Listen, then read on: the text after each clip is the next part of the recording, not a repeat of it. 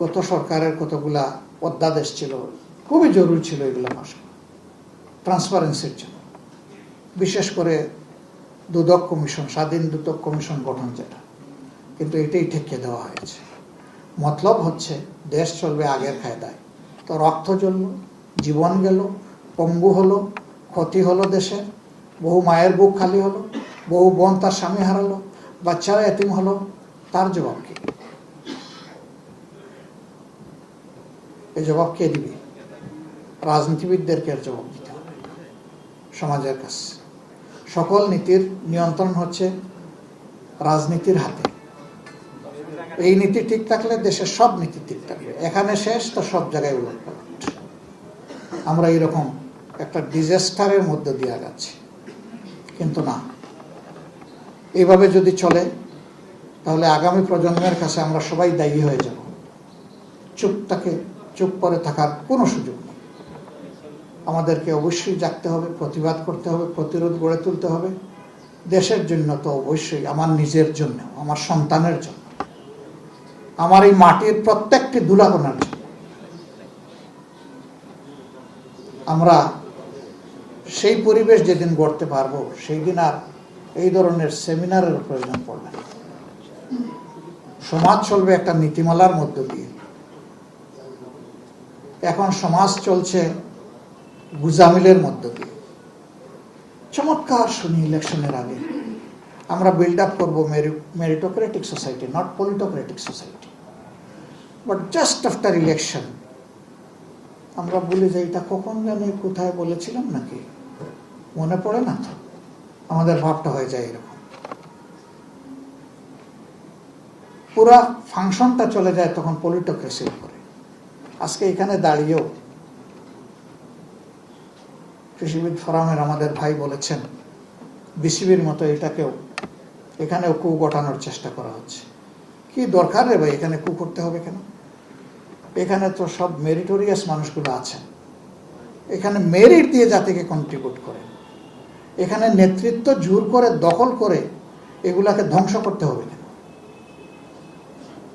যার সেই যোগ্যতা আছে, সে যে দলের হোক, যে ধর্মের হোক, এমনকি কোনো দলের সে না হোক, সে তো এই দেশের নাগরিক।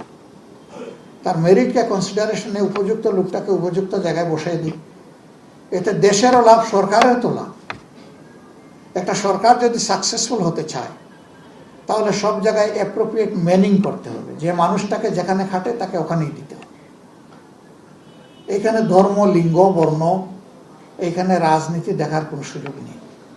আমরা এই ব্যাড কালচারের কবর রচনা করা দরকার।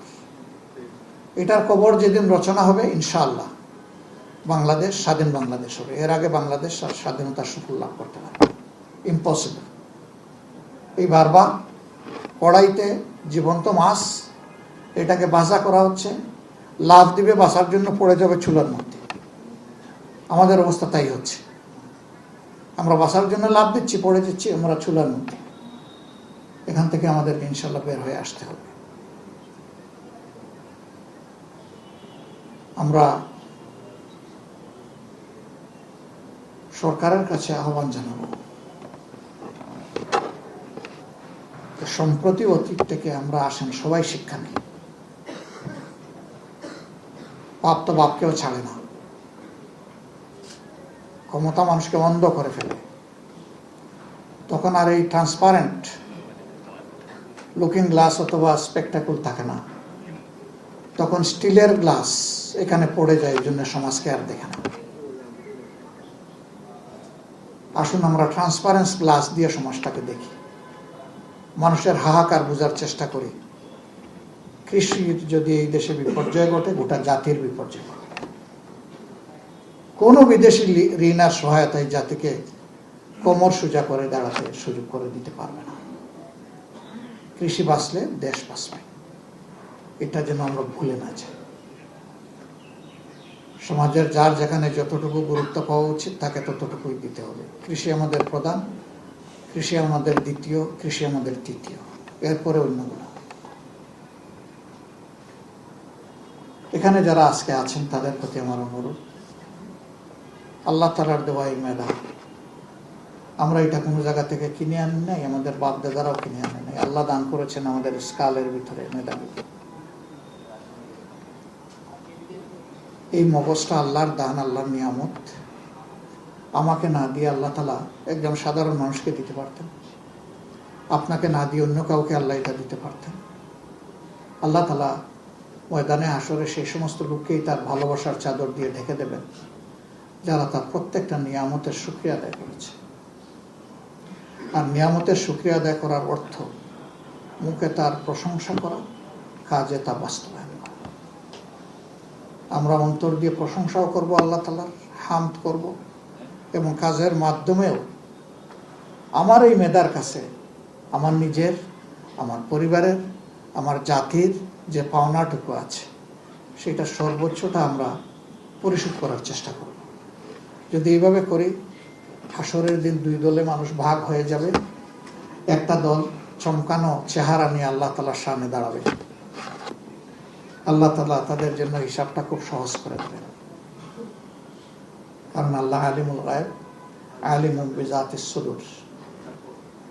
আল্লাহ অদৃশ্যের খবর একমাত্র তিনিই রাখেন, আর সমস্ত সৃষ্টির অন্তরের খবরটাও শুধু তিনি রাখেন।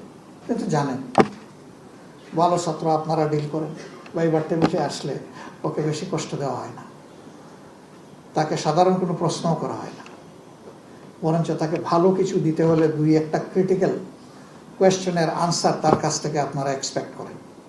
যখন সে দিয়ে দেয়, গুড বাই, যাও, গুড লাক, আপনি ডিসাইড করে ফেলেছেন যে তাকে ভালো কিছু দিবেন। আল্লাহ তাআলাও হাসরের দিন এই মানুষগুলোর খুব সহজ, খুব সংক্ষিপ্ত বিচার করে বলবেন, যাও তোমার এই অ্যাওয়ার্ডের দিকে আগায় যাও।